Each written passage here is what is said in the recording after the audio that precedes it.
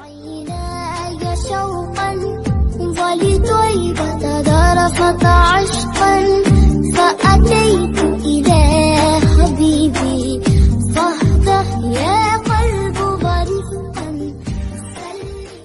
ولما رجع موسى إلى قومه غضبان أسفا.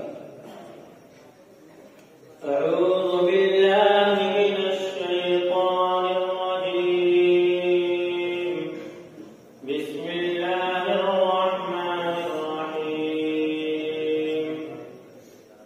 ولما رجع موسى إلى قومه غضبان أسفا قال بئس ما خلفتموني من بعدي أعجلتم أمر ربكم وألقى الألواح وأخذ برأس أخيه يجره إليه قال ابن أم إن القوم استضعفوني وكادوا يقتلونني فلا تشمت بي الأعداء ولا تجعلني مع القوم الظالمين. قال رب اغفر لي ولأخي وأدخلنا في رحمتك وأنت أرحم الراحمين. إن الذين اتخذوا العجل سينالهم غضب من ربهم وذلة في الحياة الدنيا وكذلك نجزي المفترين. والذين عملوا السيئات ثم تابوا من بعدها وآمنوا إن ربك من بعدها لغفور رحيم. ولما سكت عن موسى الغضب أخذ الألواح وفي نسختها هدى ورحمة للذين هم لربهم يرهبون.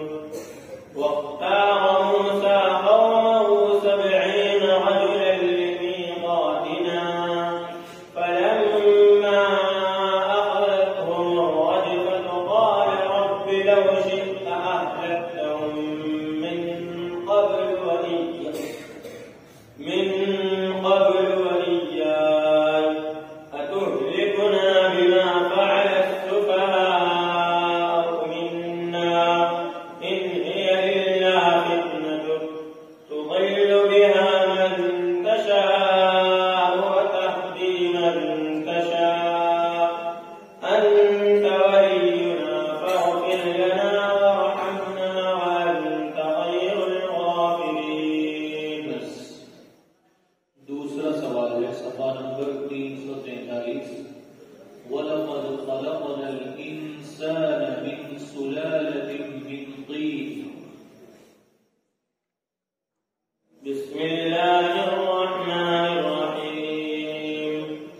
वलक़द ख़लक़नल इंसान मिन सुलालतिन मिन तीन ثم جعلناه نطفة في قرار مكين ثم خلقنا النطفة علقة فخلقنا العلقة مضغة